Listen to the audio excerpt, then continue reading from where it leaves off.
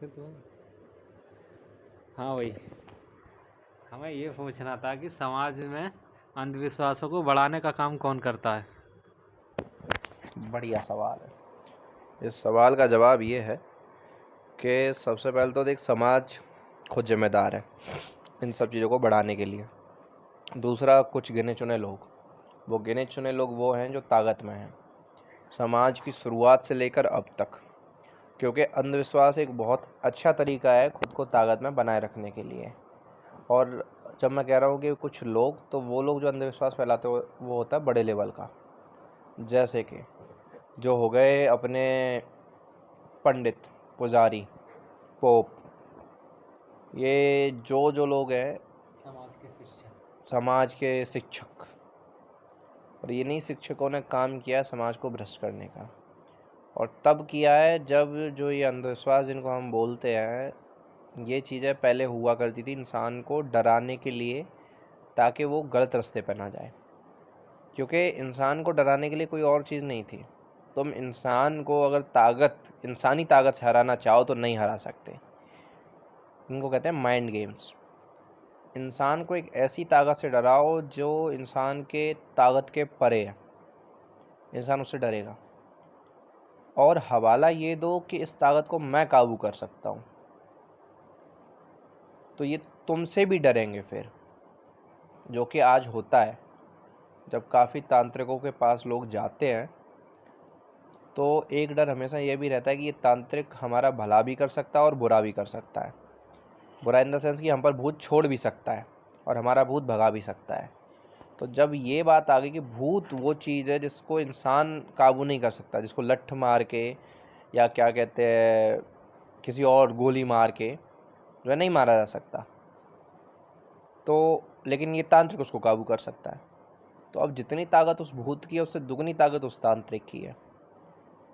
तो ये होता है ताकत में यानी पावर में बने रहने का फॉर्मूला, जो कि कुछ लोग अपनाते हैं समाज को डराने के लिए, या समाज में अंधविश्वास, अंधविश्वास में जितनी चीज़ें आती हैं उन सब चीज़ों का पहले तो समाज जिम्मेदार यूँ है क्योंकि वो सवाल नहीं करता, वो इन चीज़ों के लिए पूछता नहीं है, वो भरोसा कर लेता है।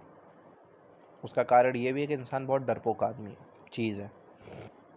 सबसे डरा हुआ जानवर जो है वो इंसान है। जो चीज़ आंखों से नहीं देखता उसको भी मान बैठता है, उसी पे भी भरोसा कर लेता है। सबसे डरा हुआ जो जीव है वो इंसान है। इसको डराना बहुत आसान है, लेकिन इसको हराना इतना आसान नहीं है। अगर तुम बल की बात करो कि तुम ताकत से हरा लोगे, नहीं हरा सकते।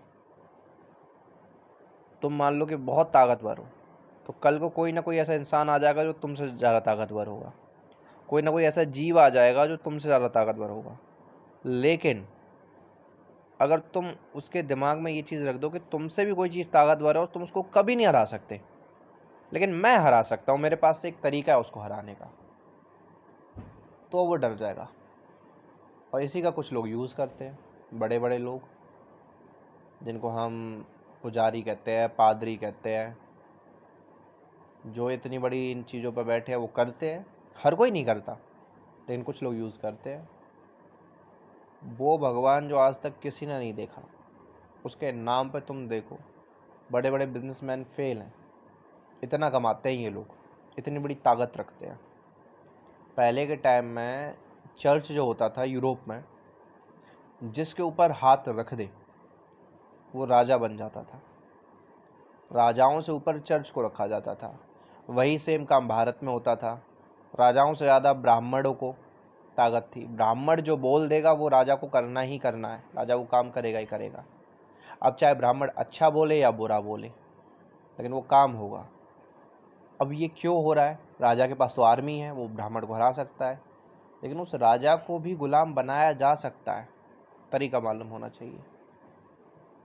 वो तरीका है अंधविश्वास।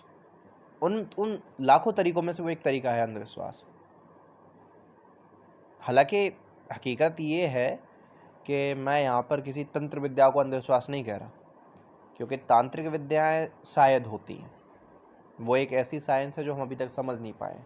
लेकिन उस साइंस के नाम पे, एंशियंट साइंस के नाम पे भी लोगों को ठगा जाता है, बेवकूफ़ बनाया जाता है। अच्छे अच्छे लोगों को बनाया जाता है। उसको कहते हैं ठग विद्या। यानी वही जो तुम्हारा सवाल था, अंधविश्वास। तो ये ऐसे काम करता है और ऐसे होता है, ऐसे फैलता है ये।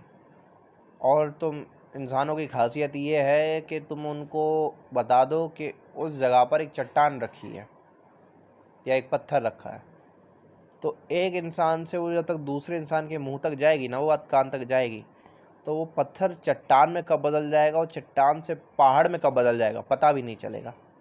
इंसानों की ये खासियत है, ये खासियत किसी और जानवर में नहीं मिलेगी शायद। तो यही चीज़ है, इसीलिए इंसानों की गलती है। जब मैंने बोला कि समाज की गलती है, समाज खुद इसके लिए जिम्मेदार है, तो उसका ये कारण है, वो सवाल नहीं करते। और अगर करने की कोशिश भी करते हैं तो उनसे ताकत में जो बैठा है, जाहिर सी बात है समाज कमज़ोर है। जो ताकत है, और तुम खुद देख लो कि इस पूरी जनसंख्या जो इंसानों की है, उसकी 1% आबादी इस पूरी 99% आबादी को काबू में रखती है।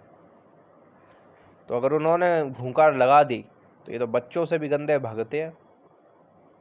तो अगर कोई सवाल उठाने की कोशिश भी करता है तो दबा दिया जाता है, या कुछ ना कुछ तो किया ही जाता है भाई उसका। क्योंकि जिस दिन ये भ्रम टूट गया इस जनता का, उस दिन ये जनता उन 1% को खा जाएगी। और ये सेम चीज़ जो बोले तुम, अगर अंधविश्वास का कॉन्सेप्ट है, इसके अलावा भी अगर तुम देखो तो जितने कॉन्सेप्ट है उन सब में यही होता है। अंधविश्वास एक जरिया है, एक टूल है ताकत का, छोटी ही सही या बड़ी ही सही। छोटी यूँ कह लो कि किसी गांव में एक तांत्रिक, वो काबू कर रहा है पूरे गांव को या आसपास के गांव को भूत प्रेतों के नाम पे। बड़ी यूँ कह लो कि जो ये पाखंडी बड़े बड़े महाराज बैठे हैं, बड़े बड़े शास्त्री बैठे हैं, हर कथा में वो सेम कथा सुनाएंगे। हर कथा में पूरी जीवन अपने सेम कथा सुनाएंगे। वही कथाएं किताबों में भी लिखी हैं, उस कथा को बड़ा चढ़ा कर भी बताएंगे। जो मन में आए वो बोल देते हैं अक्सर ये लोग।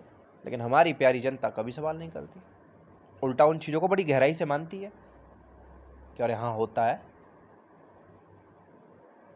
राम जी ने हिरण को मारा तो वो बहुत अच्छी चीज़ थी। रावण ने सीता जी का अपहरण किया, वो बहुत गलत चीज़ थी। रावण बहुत गलत आदमी था, लेकिन पंडित भी था, पूजनीय भी था रावण, और पूजा भी जाता है इस देश में रावण को। इस देश में राम और रावण दोनों को पूजा जाता है। लेकिन कोई सवाल नहीं करता है कि ठीक है, माना कि प्रभु जी हैं, प्रभु जी हैं, कृपा बरसाते हैं, लेकिन एक बात बताओ, क्या इनका जो है कांटेक्ट, या कहें कि ये जो पंडितों ने, हमारे प्यारे पंडितों ने जो कहानियाँ लिखी हैं, क्या हकीकत है कि ये कहानियाँ ऐसी ही थी? क्या रावण उतना अच्छा है जितना उतना उसे अच्छा माना जाता है? क्या राम जी के जो दोस्त दिखाए जाते हैं वो दोस्त हैं? और अगर नहीं है तो क्यों नहीं है, और हैं तो क्यों हैं? और सवाल ये है कि क्या कहते हैं, इतने सब के बावजूद रावण एक राजा था, उसे बदला लेना था तो वो सिर्फ राम जी से या लक्ष्मण से लेता। गुनाह तो उनका था, सीता को क्यों उठाया? विद्वान था भाई। ये कौन सी छल की वो है कि हम तुम्हारी औरत उठा ले जाएंगे? तो ये तो खैर हम अलग चले गए, लेकिन कुल मिला के बात वही आती है, जो कहानियाँ बनाते हैं, कहानीकार है, जो हमारे बड़े बड़े महान लोग हैं, ताकत।